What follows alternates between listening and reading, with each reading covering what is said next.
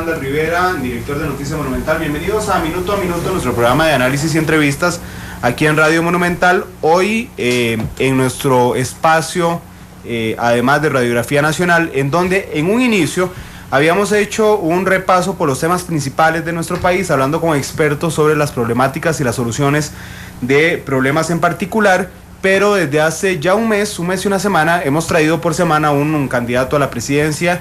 Ya estuvo por acá Luis Guillermo Solís, estuvo José Miguel Corrales, estuvo José María Villalta, la semana pasada estuvo don Rodolfo Pisa y hoy está con nosotros don Otto Guevara. Don Otto, ¿qué tal? Muy buenas tardes, bienvenido. Muy bien, muy contento de estar por acá, Randall. Bueno, bienvenido. Este es el segundo candidato que le toca a la nueva cabina de Bellísima, Monumental. de hecho, de paso. Gracias. Qué profesionalismo proyecta. No, y va a ver la tecnología que tenemos. Ajá. Porque, por ejemplo, durante toda la conversación con don Otto, vamos a replicar en redes sociales lo que está pasando, como ha sido la costumbre de Monumental, pero la diferencia es que don Otto va a poder aquí ver en cabina también lo que estamos hablando en redes sociales. Pocha, interesantísimo. Entonces, va a estar con nosotros. Un saludo a todos quienes nos escuchan en vivo a través de 93.5 FM y quienes nos observan por diferido en Canal 2, la imagen de la radio. En Canal 2, la imagen de la radio a las 9 en punto de la noche hoy, y por supuesto media hora después del programa va a estar disponible para descargarse en internet, ahora en radio, y en la noche a través de Canal 2. Como es común en los programas donde invitamos a candidatos, vamos a hablar unos 10 minutos de lo último, digamos, que ha pasado en cuanto a actualidad, para entrar en lo que para nosotros es importante. Es un tema de propuestas de candidatos, de cómo van a ser las cosas. Nosotros por línea editorial no nos gusta irnos, digamos, por lo accesorio, sino por los temas de fondo. Así es que, don Otto, vamos a empezar a hablar de lo último que ha ocurrido en estos 15 minutos, y es precisamente el tema de las encuestas. Usted generó una polémica la semana pasada. Bueno, usted no la generó la encuesta. Usted reaccionó a la encuesta de Borges. ¿Qué fue lo que pasó con la encuesta, don Otto, según la posición de ustedes? Bueno, básicamente el presidente del partido, don Danilo Cubero, convoca una conferencia de prensa para dar a conocer los resultados de una encuesta que nosotros pagamos.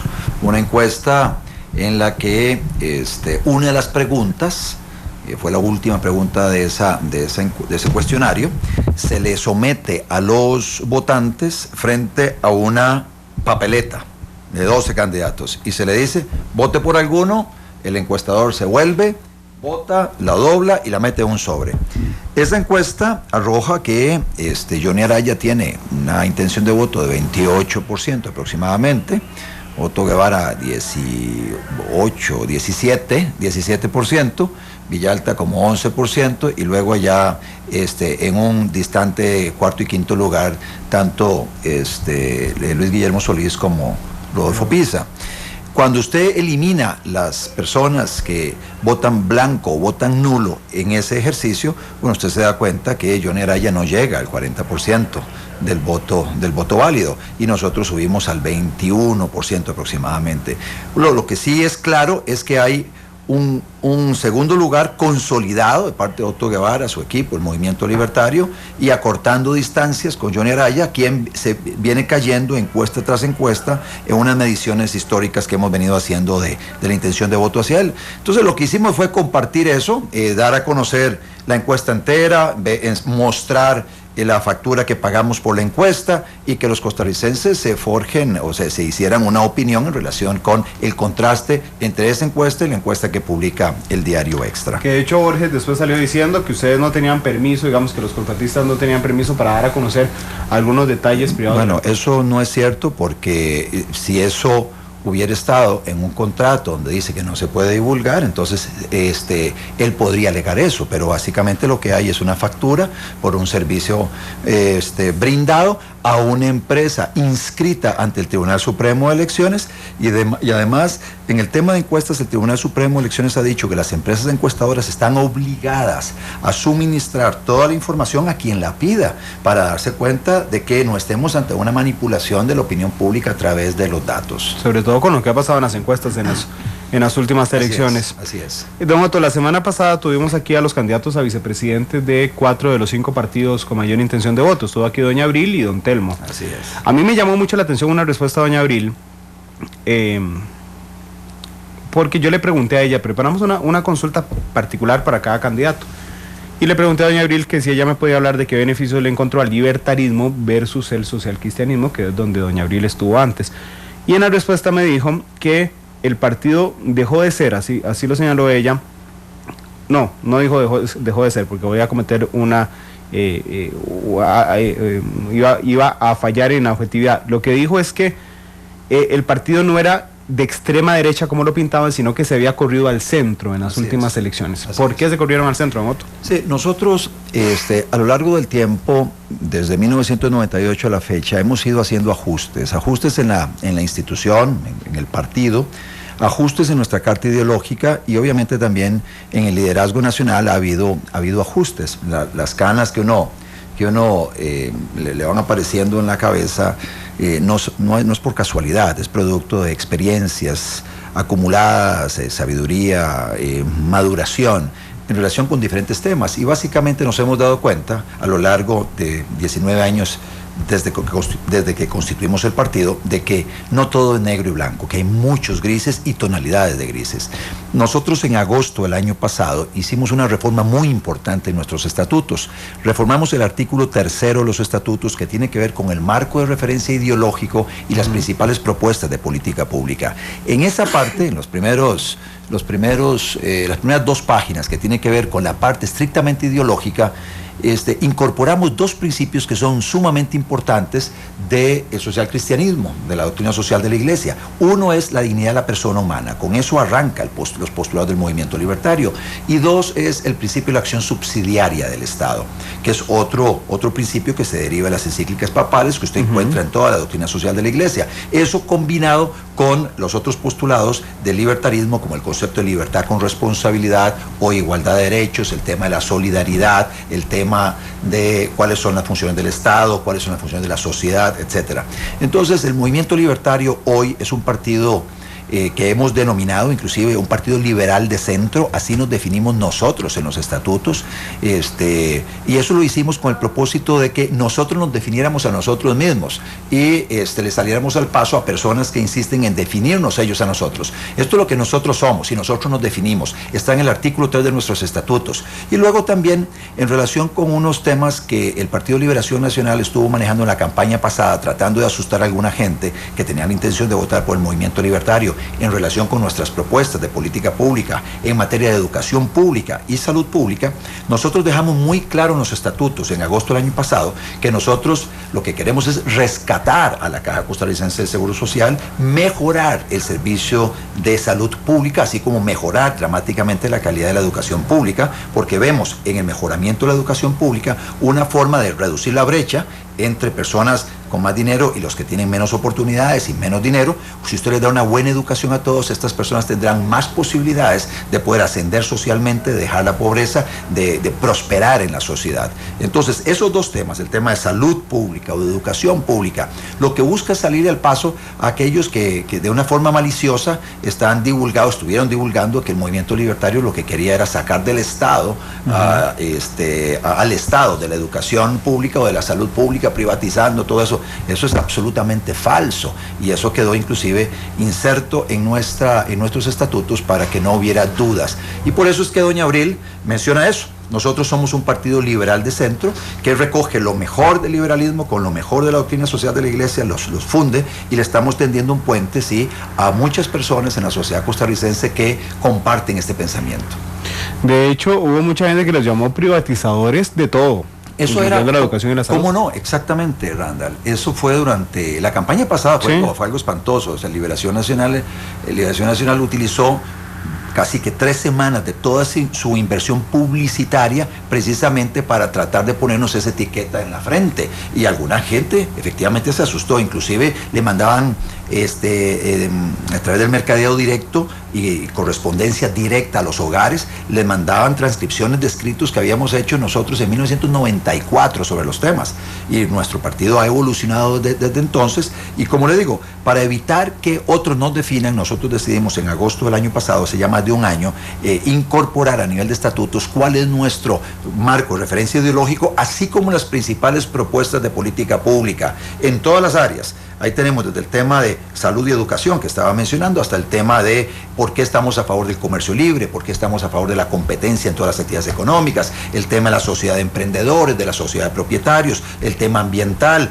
el tema de relaciones internacionales. Todo lo contemplamos, lo incorporamos en nuestros estatutos en términos muy generales, no a nivel ya de plan de gobierno, pero sí de líneas por lo menos grandes líneas de dirección de política pública. Don Otto, en medios de comunicación le llamaríamos público meta, pero cambiar los estatutos, digamos, y recoger parte del liberalismo, parte de la doctrina social de la Iglesia, de alguna forma les permite ensanchar el público meta al que llega al movimiento libertario y no mantenerlo en lo que habían sido en las últimas elecciones. Sí, eso se hizo con dos propósitos, Randall. Uno, salirle al paso a las críticas, a las etiquetas, a los ataques maliciosos, malintencionados de nuestros contendores. En este caso, el que principalmente estaba haciendo uso de eso era el Partido de Liberación Nacional, aunque hay otros partidos que también han querido atacarnos de esa manera. Entonces, con eso, básicamente, les estábamos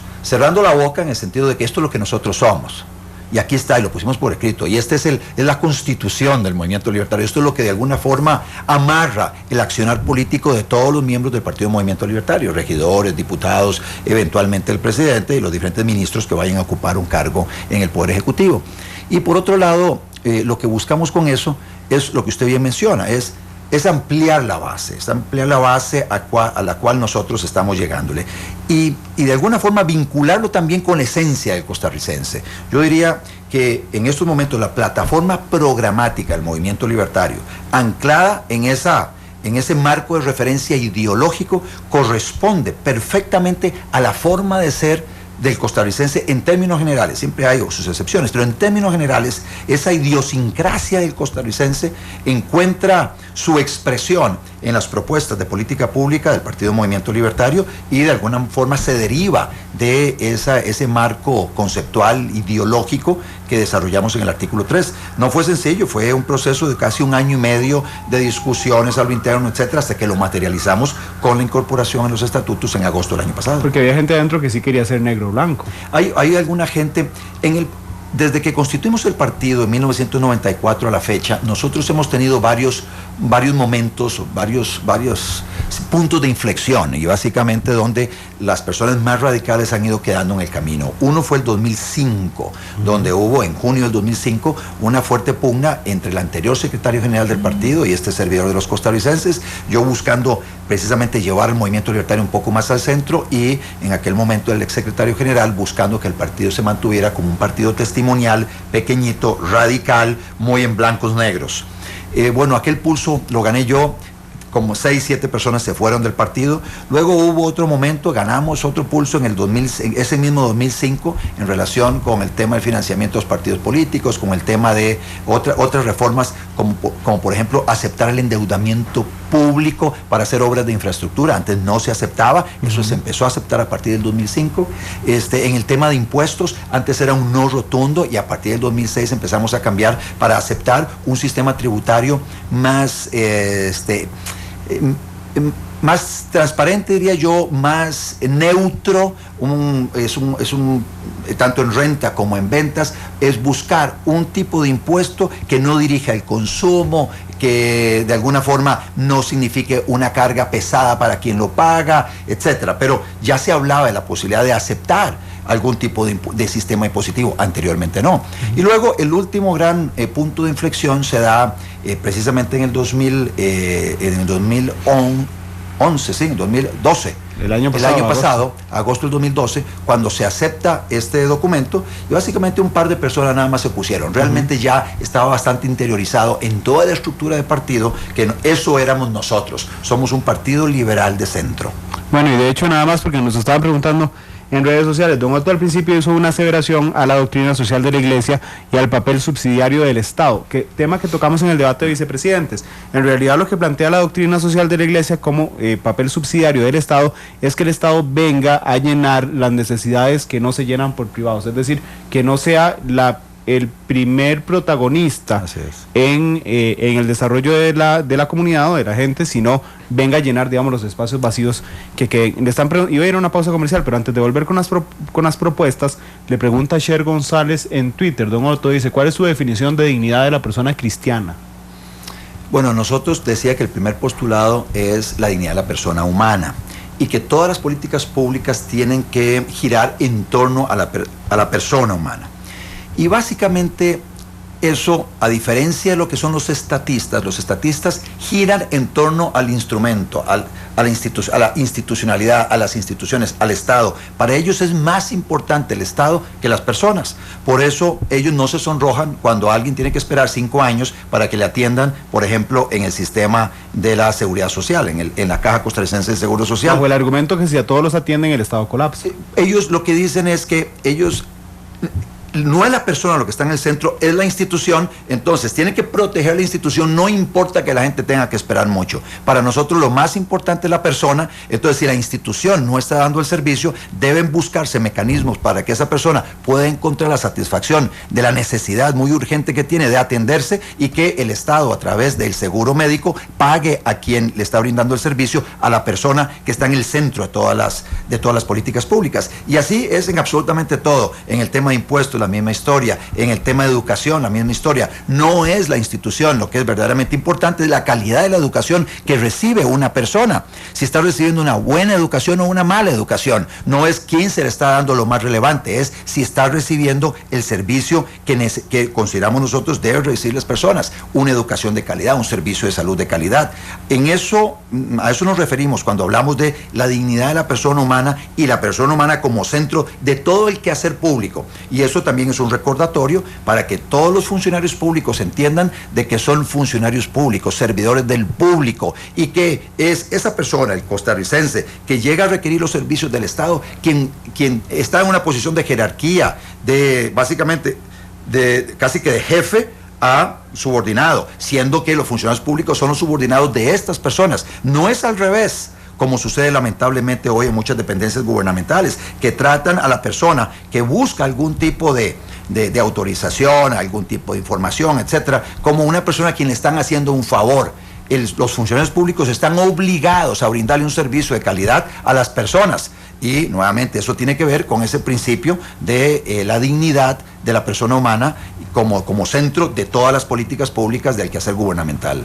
Nosotros son las 2:47. Nada más quiero decirle a nuestros oyentes en vivo, y nos disculparán los que nos observan por diferido en Canal 2, que en este instante los motociclistas que estaban manifestándose frente al INS se dirigen al aeropuerto Juan Santamaría, donde podría provocarse un caos vial en las próximas horas. Están detenidos en este instante sobre la ruta 27, particularmente frente al residencial donde vive la presidenta de la República, Laura Chinchilla. De ahí irán al aeropuerto, así es que si usted tiene que pasar por la General Cañas en los próximos minutos, mejor tome las previsiones del caso. Son las 2:48, vamos a la pausa, regresamos para hablar ya de propuestas, en particular de don Otto Guevara en el movimiento libertario.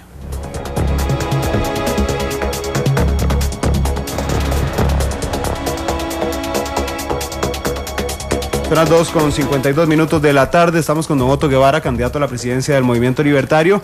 Empezábamos hablando de temas varios, ahora vamos a centrarnos en propuestas. Don Otto, vamos a ver, 2, 4, 6, 8, 10, 12... 14 temas. ¿Y cuánto tiempo tenemos? Tenemos 25 y 8, vamos 33 minutos. Vamos pimponeado, bien rápido, a ver. Vamos a hablar de infraestructura vial primero, sí. Y además tenemos una serie de preguntas en Twitter que ahorita vamos a contestar, pero vamos a hablar de infraestructura vial. ¿Cuál es la propuesta del movimiento libertario en caso de llegar a la presidencia en infraestructura vial, don Otto?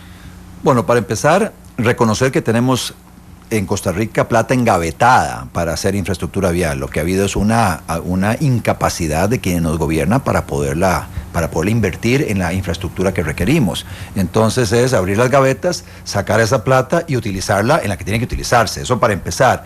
Y uno podría preguntarse, bueno, pero es que con los carteles de licitación tan complicados y esos procesos de adjudicación de las obras públicas que toman toda la vida, bueno, obviamente lo que corresponde es simplificar los carteles de licitación, precalificar algunas empresas, y entonces en esas condiciones, cuando usted cierra los flancos para las apelaciones en el diseño del cartel, usted va a tener una adjudicación clara, sencilla, el que cobró menos ese se la gana, y luego un proceso de supervisión de la obra adjudicada, que también ha sido muy deficiente en Costa Rica. Eso en primer lugar.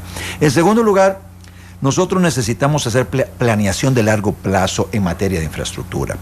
Esta es una de las áreas típicas de política pública o política de Estado que trascienden una administración. Entonces, lo que hay que hacer y fomentar es un gran acuerdo nacional entre actores políticos y sociales sobre las obras de infraestructura que va a requerir Costa Rica para los próximos 20 años, y entonces cada quien, en este caso a nosotros nos corresponderá concentrarnos en las obras del cuatrienio 2014-2018, pero todo eso dentro de un plan de trabajo 20 años plazo, de tal manera que se dejen encaminadas las obras que correspondan para el cuatrienio 2018-2022, que los actores políticos todos estemos dispuestos a acompañar con las decisiones que correspondan en la Asamblea Legislativa, por ejemplo, para la aprobación de los empréstitos también que correspondan para el financiamiento de esas obras. Para ello, consideramos no debe satanizarse la concesión de obra pública. Hay ciertas obras que únicamente podrán construirse si el sector privado participa en su financiamiento, construcción y eventual administración. Lo que hay que hacer es reformar la ley de concesión de obra pública con servicios públicos, de tal manera que más bien la convirtamos en una ley de alianzas público-privadas, como sucede en los países de desarrollo, con un consejo directivo fuerte, muy claro, de muy alto perfil, pero al mismo tiempo también con una estructura administrativa con la capacidad suficiente para poder lidiar en una negociación de tú a tú con un concesionario y poder también fiscalizar la construcción y eventual ejecución del contrato de concesión. Luego también hay que trabajar con las municipalidades. Las municipalidades tienen un rol muy importante, reciben algunos recursos de la ley 8114, que es la ley del impuesto único a los combustibles, y no ha habido un acompañamiento a muchos municipios que no tienen las destrezas, las capacidades gerenciales para poder administrar esos recursos y mejorar la red vial cantonal, que esa es otra de las más grande, además. Sí, es muchísimo más grande que la red vial nacional. Entonces, esas son algunas pinceladas. Nuevamente, en materia de propuestas, y tal vez lo voy a repetir hoy varias veces y me lo van a disculpar, pero me parece relevante, quiero invitarlos a leer el documento que tengo desde hace 3 meses en un sitio en internet que es www.laspropuestasdeotto, una sola palabra, .com. Ahí está el detalle de todos estos temas.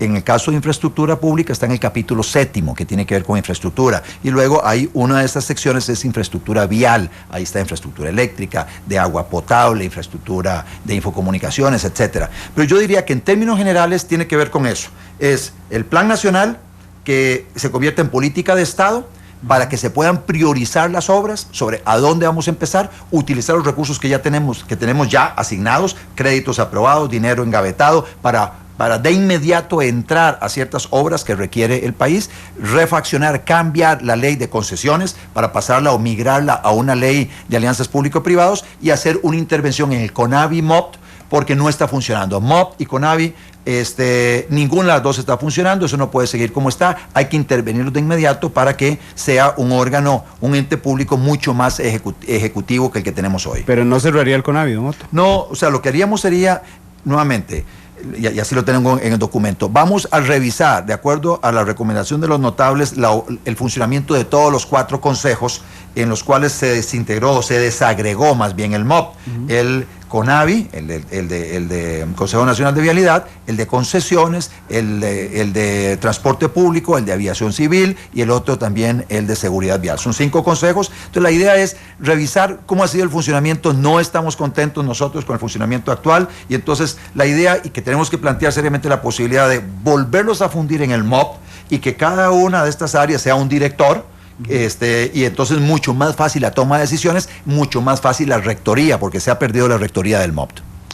¿Cuál es la página de internet donde está el documento? www.laspropuestasdeotto.com. Pero ahí le voy a hacer una queja como periodista, porque un día estoy buscándolo en Twitter, tienen seis cuentas en Twitter, ¿usted sabía? No sabía. Sí, digo, eso como un consejo. No, yo le agradezco. Porque Otto Presidente, no, en Twitter sí. Es Otto Presidente. Esa es la oficial es. Sí, la oficial es Otto Presidente. Sí. Digo, tal vez no sean de ustedes, tal vez se las hayan creado. Sí, en el pasado usted sabe que nos crearon algunas personas, entonces quedaron, y viera que nos ha sido imposible cerrar esas cuentas viejas. Entonces en Twitter es Otto Presidente, y luego en Facebook es Otto Guevara Good, y luego tenemos que es la página oficial, y tenemos esta página que es www.laspropuestasdeotto.com, donde pueden encontrar el detalle del plan de gobierno de nosotros desde hace 3 meses. Bueno, mató 2 temas de un tiro, que era infraestructura vial y el otro era concesión de obra pública, listo. De la que ya habló. Vamos a la situación fiscal. Sí. ¿Qué haría con el tema fiscal el movimiento libertario de don Otto? Hay un desequilibrio claro, evidente, entre ingresos y gastos. El gobierno gasta más de lo que le ingresa,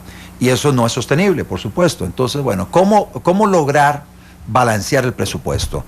Para empezar, lo primero que hay que hacer, así como una familia que gasta más de lo que le ingresa, es ajustar el gasto, es reducir el gasto, es apretarse la faja. Eso es lo primero que hay que hacer. Lamentablemente, estos gobiernos del Partido de Liberación Nacional no han hecho eso, y no son proclives a bajar el gasto. Más bien, ellos cada vez que tienen una oportunidad expanden, lo hacen más grande el gasto público. Entonces hay que reducir el gasto público. Y ahorita vamos a entrar en el detalle de cuáles son algunos de los rubros donde podemos hacer una reducción significativa.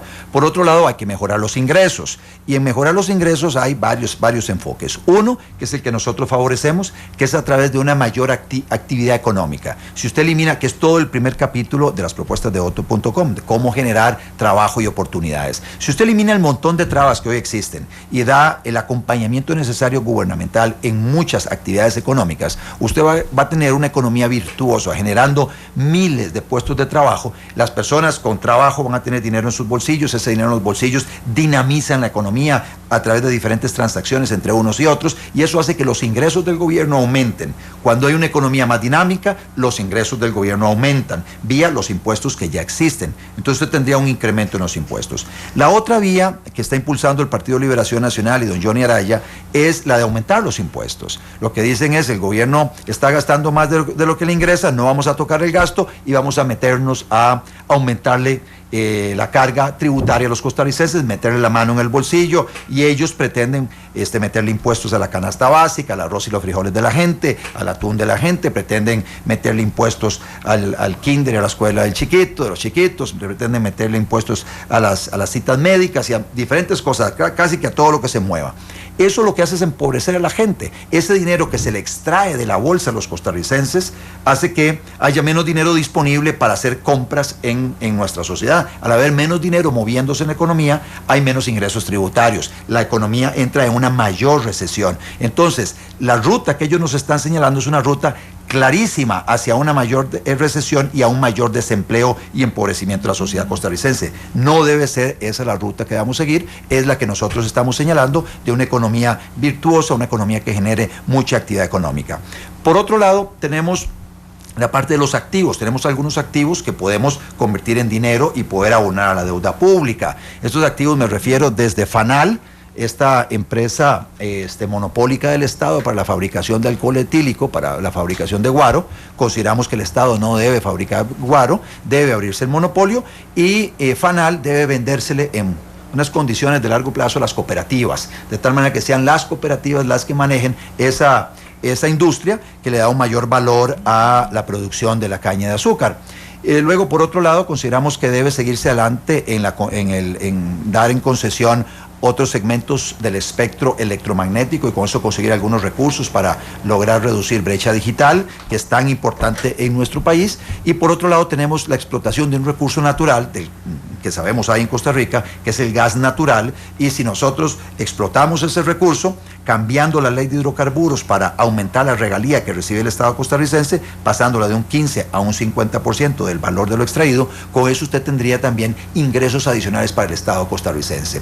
En materia de gasto, muy rápidamente, Randall, en materia de gasto, consideramos que es el momento de plantear una reforma a todo el sistema de retribución de los funcionarios públicos. Estamos hablando de una ley de empleo público, la cual se viene hablando hace 20 años, pero que no se ha discutido en la Asamblea Legislativa. Los que han gobernado le han temido a esa discusión. Esa discusión tenemos que acometerla y con una salvedad consideramos que eso debe hacerse para los empleados públicos nuevos, no para los viejos. Los viejos siguen bajo el sistema que hoy tienen, de tal manera que tienen estabilidad jurídica, pero todo empleado público que se contrate a partir de ahora o a partir de la aprobación de esta ley debe regirse por esta nueva ley de empleo público, que básicamente lo que hace es el pago único por categoría salarial. Entonces son varias categorías salariales y es un pago único por categoría, independientemente de que una persona tenga muchos años o pocos años de trabajar en una institución. Así ya lo hizo la Contraloría General de la República, así ya lo aplica el Banco Central. Eso hay que hacerlo. Hay que también fusionar algunas instituciones públicas. Hablábamos anteriormente de los 5 consejos fusionados otra vez en el MOP. Podemos hablar de lo mismo con las superintendencias. La SUGEVAL, la SUGESE, SUPEN, SUGEF podrían fusionarse en CONACYF y usted elimina entonces ahí el superintendente, deja un intendente y usted tiene una reducción porque ya va a tener un solo departamento de recursos humanos, un solo departamento de proveeduría, una sola auditoría interna, etcétera, y no esa redundancia que tenemos hoy en el gasto, que hace que el gasto sea más grande.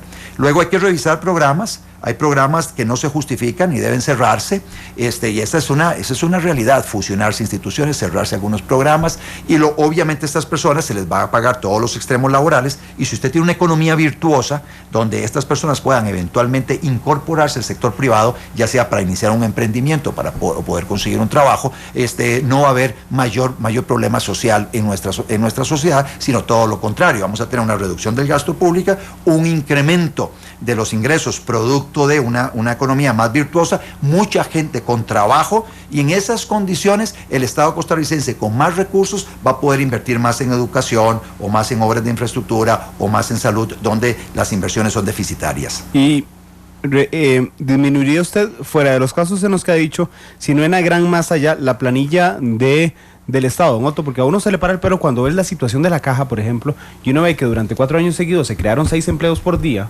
administrativos, sí, porque no se reflejan, digamos, en el servicio al público. ¿Disminuiría la cantidad de empleados del Estado costarricense?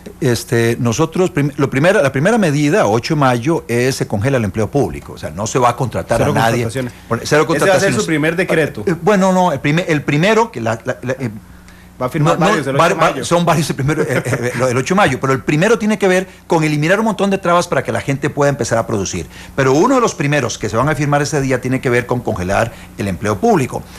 Luego entonces hay personas que se van pensionando.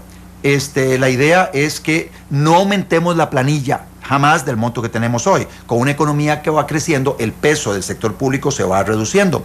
Luego, por otro lado, viene la revisión en el sector público, porque hay áreas donde efectivamente falta personal, y entonces usted puede empezar a hacer traslados horizontales para poder aprovechar mejor el recurso que tiene. En otros casos, como la Caja Costarricense de Seguro Social que usted menciona, cuando usted implemente expediente digital, usted va a tener una economía muy importante en procesos, en tiempos, pero también va a haber un recurso humano que va a sobrar. Allá va a haber que llevar el INA, etcétera, hacer un reentrenamiento de esa fuerza laboral para que pueda integrarse en el sector privado o en otra dependencia gubernamental a realizar otras funciones, porque ya las funciones que ha venido realizando no es compatible con un gobierno digital, con un mundo informatizado, con expedientes electrónicos.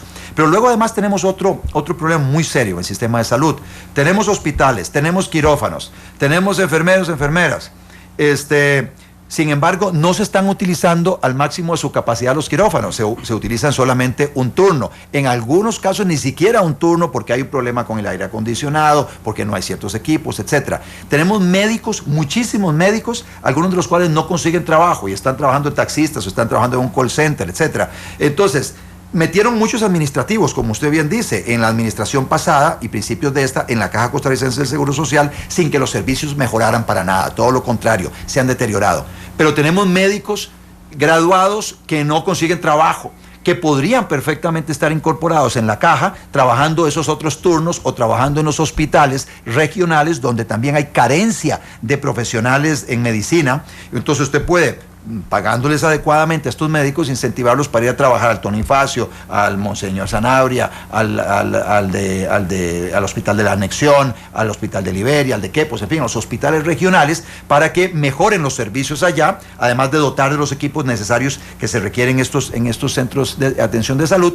al mismo tiempo de empezar a trabajar los 2 turnos o eventualmente hasta 3 turnos, sin pagar disponibilidades, y con eso tenemos también un ahorro en lo que se le paga a algunos médicos. Cada quien trabaja en su turno, se le da más espacio, más médicos y menos administrativos. Hay que hacer una revisión, si hay áreas donde sobra personal, hay que prescindir de ese personal.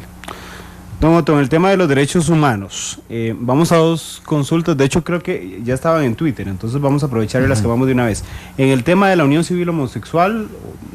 Sí, nosotros desde la campaña pasada, en el plan de gobierno nuestro, hemos defendido la sociedad de convivencia. Creemos que ojalá en esta administración termine de finiquitarse esa discusión que ha tomado ya casi 4 años de duración. Unión civil, matrimonio no. Es básicamente la sociedad de convivencia. El tema de matrimonio es un tema que algunas personas lo están impulsando, manejando. Yo tengo muy claro que como presidente durante los próximos 4 años, tengo un montón de incendios que atender y un montón de áreas muy relevantes para la totalidad de la población, como impulsar reformas que tienen que ver con generar 500,000 puestos de trabajo para todos los costarricenses, o bajar el precio de la luz y el costo de la vida. Entonces, el costo político de sacar adelante proyectos como este, o el capital político, lo voy a utilizar nuevamente en sacar adelante este tipo de proyectos. Y hay otros proyectos que no están dentro de la lista de proyectos prioritarios. Ese tema, matrimonio civil, matrimonio de personas del mismo sexo, no es un tema que va a ocupar un espacio prioritario en las acciones gubernamentales de los próximos 4 años. La unión civil sí. La sociedad de convivencia. La sociedad de convivencia. Usted dijo que espera que se zanje ya. Sí, que se zanje ya, y si no va a estar ya listo a punto de votarse. Entonces esa discusión se culminará a principios de la administración entrante, y lo terminaremos de aprobar con el apoyo obviamente del Poder Ejecutivo. Pero ideológicamente el matrimonio, aquí me animo, digamos, a hacerle esta afirmación, pero el matrimonio no me calza entre la ideología del movimiento libertario, el matrimonio como tal. En los principios socialcristianos, el matrimonio como tal. Lo que pasa es que nosotros lo que hemos dicho es que y ese tema no está desarrollado en esa parte de los postulados ideológicos y las principales propuestas de política pública. Es un tema más del tema de la opinión del candidato, el líder político del momento. Así como no está el tema del aborto. Yo soy pro vida y siempre he sido pro vida. Entonces soy de los libertarios que somos pro vida y en contra del aborto, inclusive en casos de violación. Estamos en contra del aborto. De hecho, esa era mi siguiente pregunta, pero usted acaba de ser consecuente de reconocérselo con sus vicepresidentes, porque aquí a don Telmo y a doña Abril, en las preguntas de sí o no, solamente, no podían argumentar ninguno de los dos, dijeron no al aborto en casos de violación y dijeron no a que las parejas homosexuales tuvieran la capacidad legal para adoptar niños. Ajá. Sí, básicamente lo que dijo Abril, me imagino, es que hoy una persona homosexual, a través de una jurisprudencia de la Sala Constitucional, en el caso de Mayrena, puede eventualmente adoptar a un niño. Sí. En ese instante una persona puede adoptar un niño. Así es, ya existe ese mecanismo. Entonces el tema es, y nuevamente, volviendo al tema de lo que vamos a hacer durante 4 años, hay temas donde hay un desgaste de la población. Tema igual de la reforma del artículo 75 de la Constitución, si el Estado es laico confesional.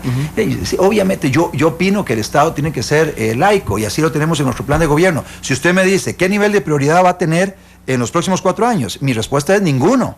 No va a tener prioridad, porque primero están los 500,000 puestos de trabajo, bajar el precio de la luz, atacar la corrupción, mejorar la calidad de la educación, mejorar la calidad de la salud. En eso vamos a estar concentrados. Si eventualmente un tema como ese, a lo mejor valoramos que es mejor que la sociedad costarricense lo resuelva a través de un referéndum, lo tiramos a un referéndum. Yo lo que no quiero es que la Asamblea Legislativa se paralice en un tema, y luego alejándose la Asamblea Legislativa de la discusión de estos otros temas que para nosotros tienen una prioridad mayor. Don Otto, dice José Pablo Salas en Twitter, dice: con el congelamiento de las plazas en el sector público, don Otto se hunde. Lo apoyo, él está de acuerdo. Dice, pero es una medida 100% antipopular. Y lo señalo porque usted acaba de hablar de capital político. ¿no siente que este tema, que evidentemente es antipopular, porque que es la pérdida de empleo de algunos empleados públicos, aunque usted plantea la opción de trasladarse a lo privado, pero que le reste apoyo popular? Sí, ¿no?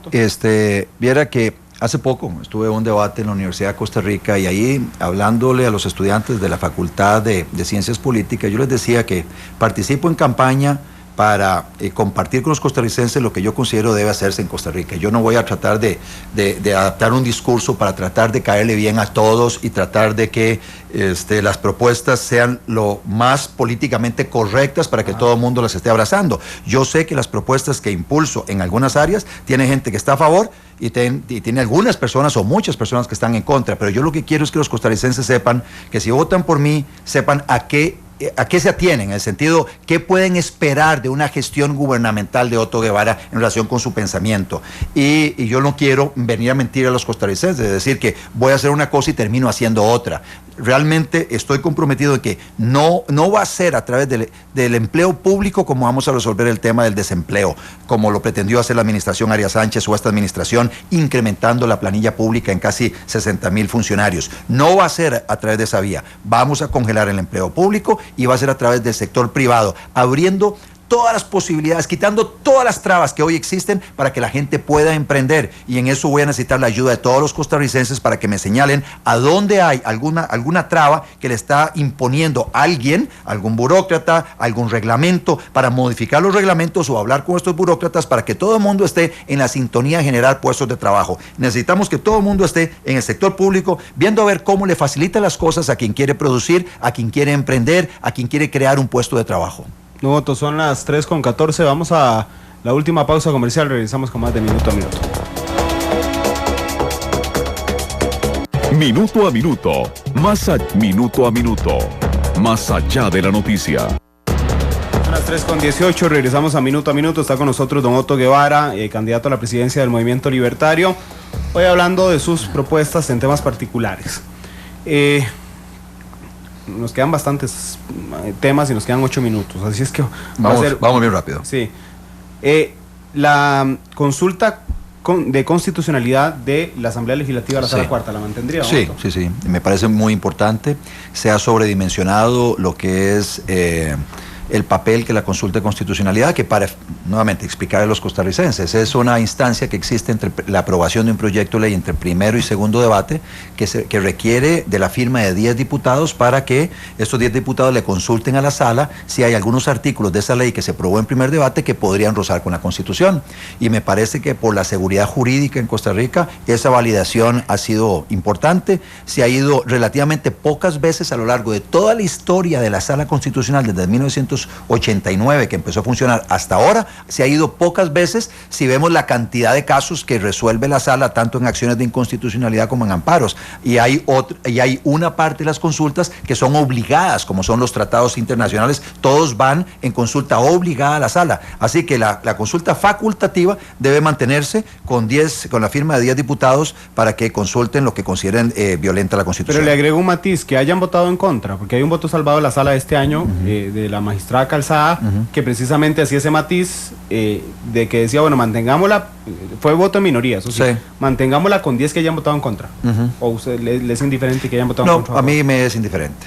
¿El reglamento legislativo, don Otto, lo reformaría? Hay que hacer varias reformas al reglamento de la Asamblea Legislativa. Para empezar, una donde todo el mundo está de acuerdo y yo no sé por qué todavía no lo han logrado aprobar, que es que todos los votos queden registrados, tanto en comisión como en los mini plenarios, en las comisiones con potestad legislativa plena y en el plenario, debieran quedar registrados para que el costarricense sepa cómo votan.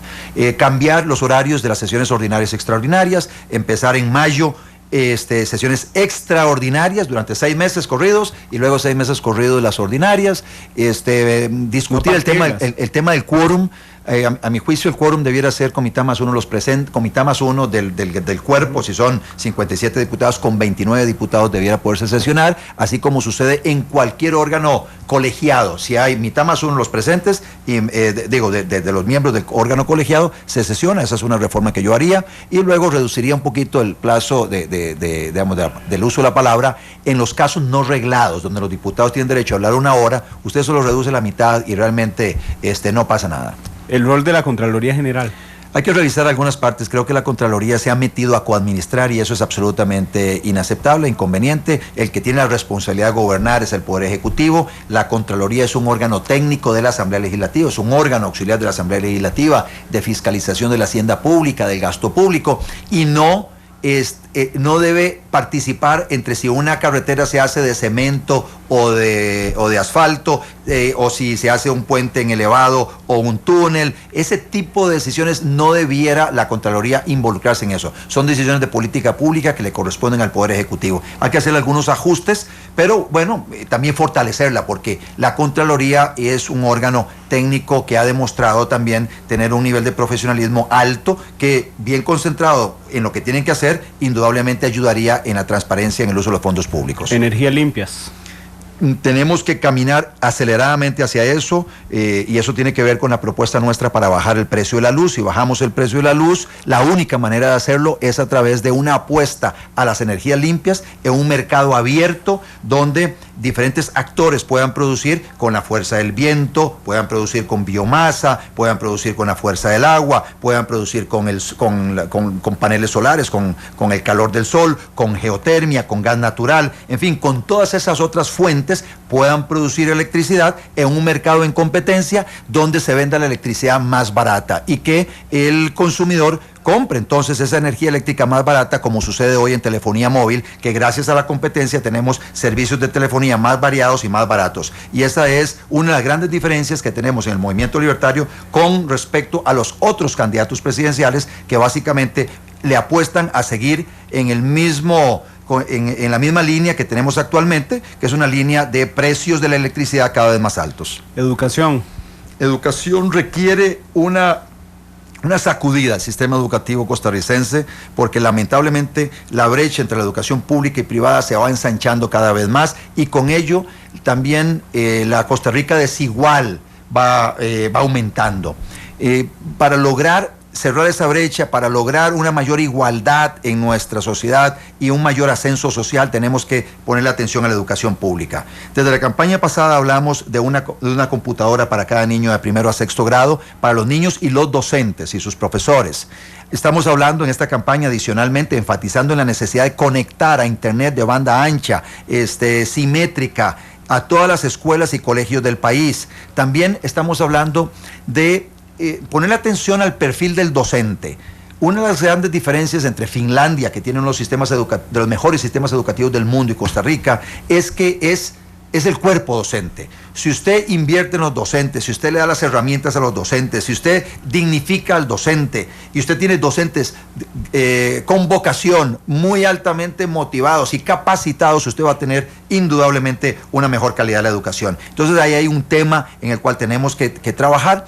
Por otro lado, familias involucradas también. Hay que involucrar más a las familias. El plan de estudios hay que revisarlo. Tenemos que pasar de un aprendizaje masificado a un aprendizaje significativo, ya ni siquiera individualizado, significativo, de tal manera que lo que los muchachos estén aprendiendo sea relevante en la vida de estas personas, y eso pasa por cambiar también los planes de estudios y la forma en que se da educación. Esos son algunos de los rasgos de lo que hay que hacer para mejorar dramáticamente la calidad de la educación pública. Me quedan 40 segundos para el último tema, Nicaragua.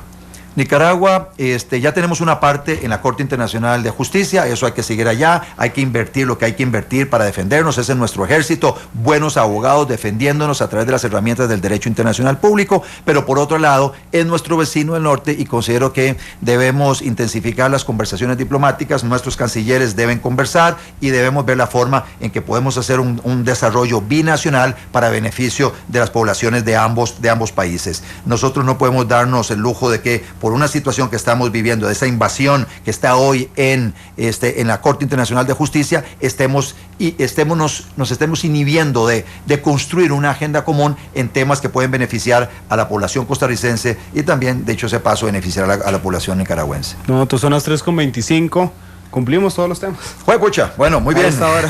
Muchas gracias por estar con nosotros. Muchas gracias, Randa. Aquí en Minuto a Minuto los invitamos. Mañana hay debate de los candidatos a diputados por el primer lugar, exclusivamente el primer lugar por la provincia de Limón. Están invitados los 8 partidos políticos que tienen candidatos que ya están representados en la Asamblea Legislativa. Mañana de 11 de la mañana a 1 de la tarde, debate monumental. con el mismo dinamismo y profundidad con el que hicimos el de vicepresidentes de la República. Empieza nuestro recorrido por las provincias, así es que empezamos con Limón el día de mañana. Gracias a todos, feliz tarde. Minuto a minuto, más allá de la noticia.